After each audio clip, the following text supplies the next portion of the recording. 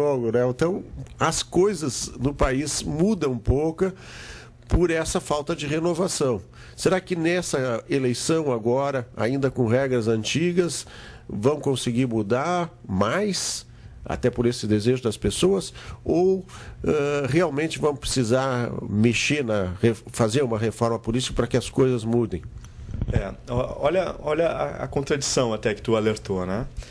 A gente tem uma população que se encontra descontente com a política, né?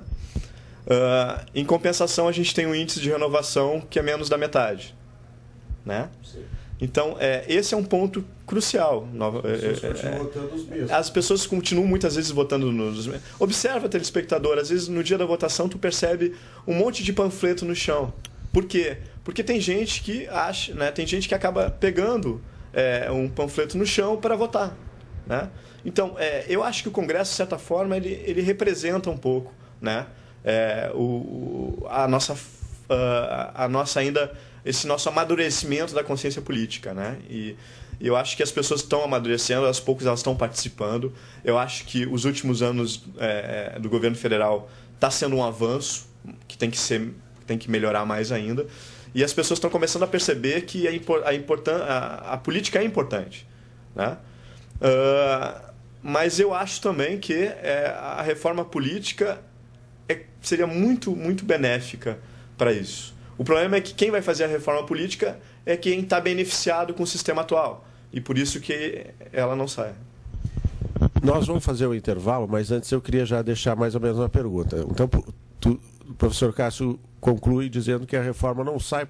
Aí tem várias hipóteses. Uma das hipóteses, o próprio presidente Lula reclama que não sai essa reforma política, por esse mesmo ou por uma questão parecida. E tem teses assim que teria de ter uma constituinte exclusiva. Eu mesmo acho que nós precisávamos mudar radicalmente a questão do Senado, né? Mudar esse quadro, tirar Senado fora. Então eu queria, na sequência, te ouvir sobre isso e como que nós vamos conseguir fazer essa reforma política? Só com mais participação do povo ou de que forma? Já voltamos.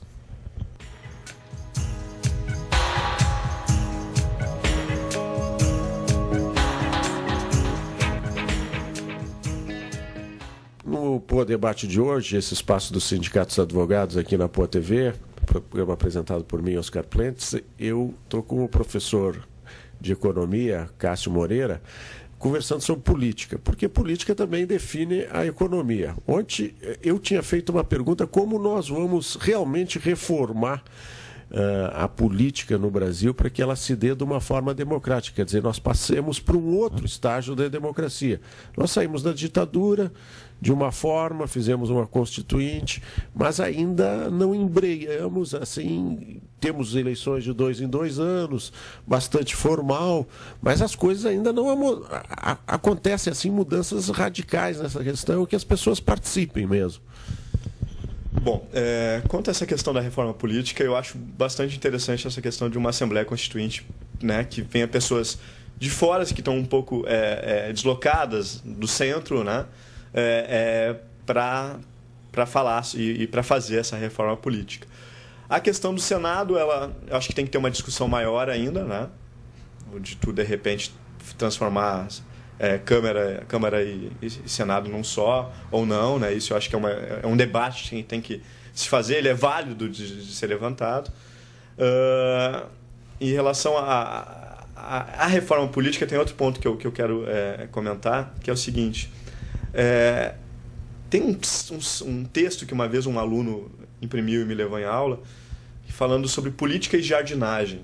E eu achei fantástico aquilo. E ele comenta que tem pessoas, políticos por profissão e por vocação. Quando eu falo profissão, são políticos que entram na política para tentar ganhar algum proveito pessoal. E já tem outros que aquilo é vocação. Às vezes a gente tem facilidade de reconhecer um profissional quando ele está ali fazendo exercendo aquela profissão pelo dinheiro, ou quando tu vê que ele gosta, ele tem paixão por aquilo. Então, a reforma política ela vai ajudar, mas as pessoas também têm que tentar identificar quais são os políticos que estão ali por vocação e por profissão, entre aspas, né?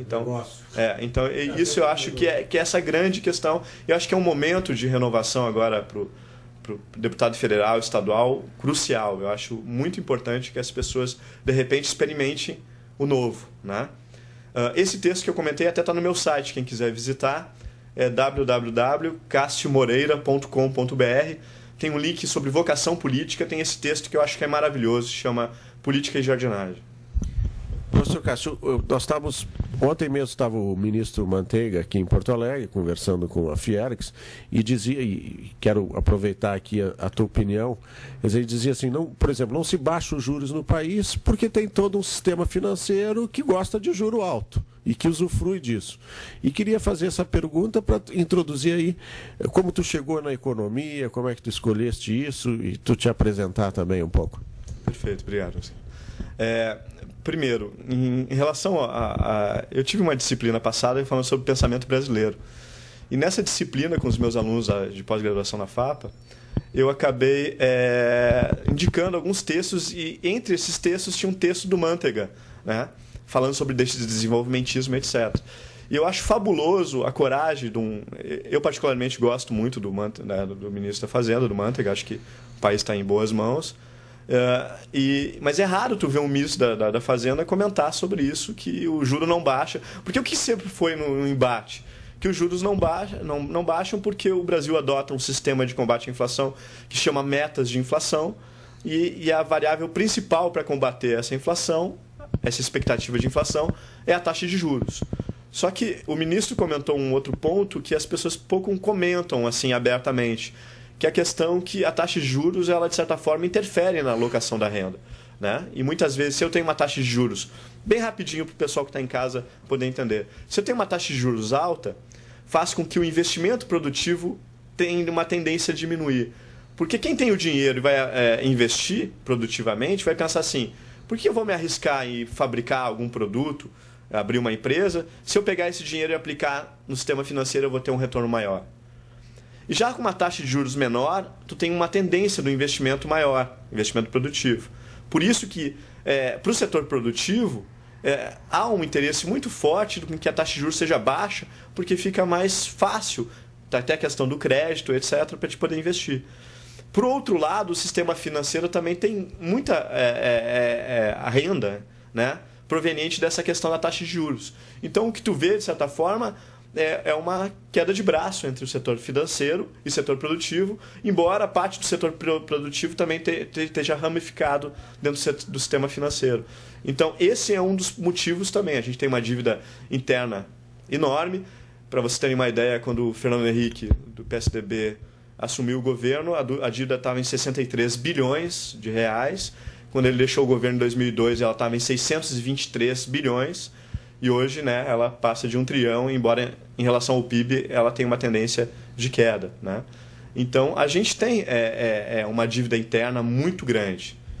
Mas, professor Cássio, então tu fez uma ligação assim, escolheu política, gostava de política, e escolheu economia.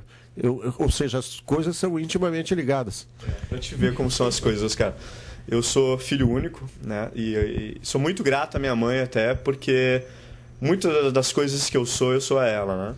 O meu pai morreu quando eu tinha 3 anos, então, desde cedo, eu sempre tive uma preocupação com ajudar em casa. Comecei a trabalhar por volta dos 16 anos, como fotocopista, e na época eu ficava tirando cópias e levava os livros para estudar. Empresas terceirizadas que prestavam serviço à Caixa Econômica Federal, que fica ali na Marcílio Dias. E eu levava livros para estudar e acabei fazendo vestibular na URGS, né? Graças a Deus passei. Comecei meu curso de economia, né? Eu sempre ficava na dúvida entre direito e economia, né? Tanto que eu cheguei a fazer 1 ano de direito, tranquei, depois do doutorado eu pretendo acabar o direito também. E aí fiz o meu curso de economia na URGS. E aí aconteceu um fato engraçado. Eu fui... 2 pessoas que eu sou imensamente gratos também, a professora Maria Alice Laorgue e a Clarice Castilhos, da FEE, que me deram a oportunidade de ser bolsista, CNPq.